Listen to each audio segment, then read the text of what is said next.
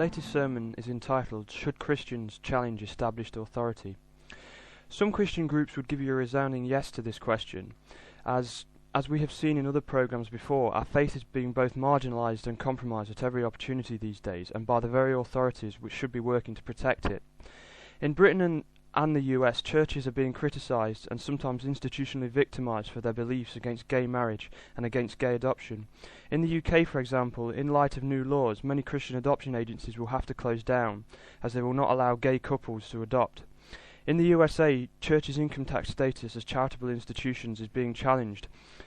And probably the most upsetting thing of all, on both sides of the Atlantic, is that our education system no longer respects and ignores the moral, historical and social contribution that our Christian way of life has made to our civilization. Even our freedom to preach is now being compromised, as recently 2 evangelical ministers were threatened with arrest for preaching in what a community support officer referred to as a Muslim-only area. So the very authority that should be protecting our right to preach is not.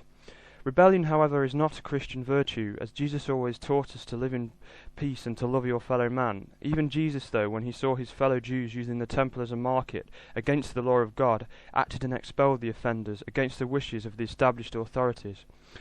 As Christians, however, we are in a very difficult position when it comes to defying the authorities for any reason, as most of our Holy Bible warns and beseeches us to be subject to authorities. We are told this clearly in Titus chapter 3 verse 1, where it says, "Remind people to be subject to rulers and authorities, to be obedient."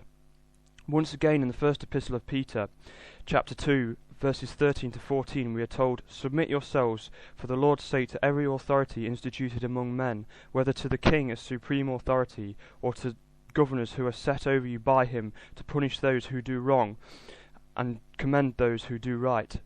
At first glance, therefore, it may appear that we should always just put up and shut up. However, the last section of scripture I just referred to gives us a get-out clause, so to speak. It refers to those authorities sent by him. This is our test, as any authority sent by God would govern according to his will, as set out in our holy writings.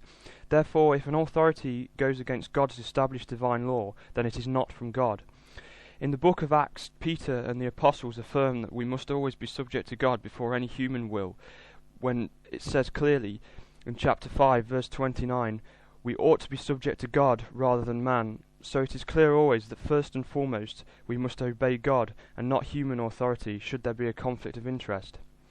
Indeed, in the Gospel of Mark, chapter 12, verse 17, when asked about paying tax to Caesar, Jesus says, "Give to Caesar what is Caesar's, and to God what is God's."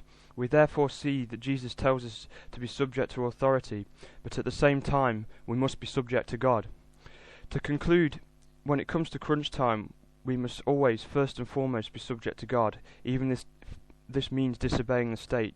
For in America, where the Constitution clearly states separation of church and state, this is not the case, as the state is forcing its will upon the church. The same is true in the UK, where the very fabric of the nation is intertwined with that of the church.